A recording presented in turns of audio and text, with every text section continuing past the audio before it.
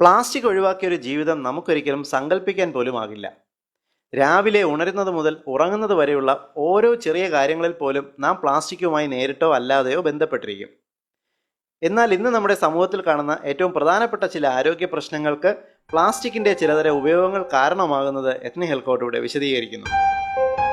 നമ്മുടെ കുട്ടികൾ സ്കൂളിൽ ഭക്ഷണം കൊണ്ടുപോകാൻ ഇന്ന് ഏറ്റവും കൂടുതൽ ആശ്രയിക്കുന്നത് ഭംഗിയുള്ള പ്ലാസ്റ്റിക് പാത്രങ്ങളെയാണ്. വെള്ളം കൊണ്ടുപോകുന്നതോ പ്ലാസ്റ്റിക് ബോട്ടിലുകളിലും. രാവിലെ തിരക്കിട്ട് ഭക്ഷണവും വെള്ളവും പാക്ക് ചെയ്യുന്നത് പലപ്പോഴും ചൂടോടുകൂടി തന്നെയാകും. അതുപോലെ നാം വീടുകളിൽ പലപ്പോഴും പ്ലാസ്റ്റിക് പാത്രങ്ങൾ ഭക്ഷണം കഴിക്കുവാൻ ഉപയോഗിക്കാറുണ്ട്. ഹോട്ടലുകളിൽ നിന്നും ഭക്ഷണം പാഴ്സൽ വാങ്ങുന്നതും പ്ലാസ്റ്റിക് കണ്ടെയ്നറുകളിലായിരിക്കും. ഫാസ്റ്റ് ഫുഡ് കറികൾ വാങ്ങി വരുന്നത് പ്ലാസ്റ്റിക് കവറുകളിലാണ്. ഇങ്ങനെ ചൂടോടുകൂടി ഭക്ഷണം പ്ലാസ്റ്റിക് പാത്രങ്ങളിലും കവറുകളിലും ഉപയോഗിക്കുന്നതിൽ ഒരു വലിയ അപകടം ഒളിഞ്ഞിരിപ്പുണ്ട്. പ്ലാസ്റ്റിക്കിന് ഉറപ്പും ഘടനയും നൽകുന്നത് പ്ലാസ്റ്റിസൈസർ എന്ന പ്രത്യേകിച്ച് നിറമോ മണമോ ഇല്ലാത്ത ഒരു രാസവസ്തുവാണ്. നാം ചൂടോടുകൂടി ഭക്ഷണങ്ങളോ വെള്ളമോ പ്ലാസ്റ്റിക് പാത്രത്തിലെടുക്കുമ്പോൾ ഈ പ്ലാസ്റ്റിസൈസർ അലിഞ്ഞ് ഭക്ഷണത്തിൽ കലരുന്നു. വളരെ സൂക്ഷ്മമായ ഈ പ്ലാസ്റ്റിസൈസർ കണികകൾ നമ്മുടെ ദഹനവ്യൂഹത്തിൽ നിന്നും വളരെ എളുപ്പത്തിൽ രക്തത്തിലേക്ക് വലിച്ചെടുക്കപ്പെടുന്നു.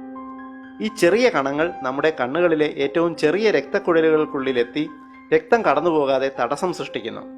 അങ്ങനെ കണ്ണുകളിലെ രക്തക്കുഴലുകൾ അടയുകയും കാഴ്ചക്കുറവ്, അന്ധത എന്നീ അവസ്ഥകൾ സൃഷ്ടിക്കുന്ന മാക്കുലാർ ഡീജനറേഷൻ എന്ന രോഗമുണ്ടാക്കുകയും ചെയ്യുന്നു.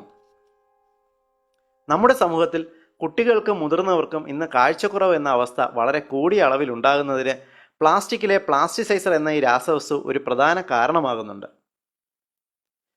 പ്ലാസ്റ്റിസൈസർ കണ്ണുകളിൽ മാത്രമല്ല, പുരുഷന്മാരിൽ ബീജോത്പാദനം നടക്കുന്ന വൃഷണങ്ങളിലെ ചെറിയ രക്തക്കുഴലിൽ തടസ്സം സൃഷ്ടിക്കുകയും ബീജോത്പാദനം കുറയ്ക്കുകയും ചെയ്യുന്നു.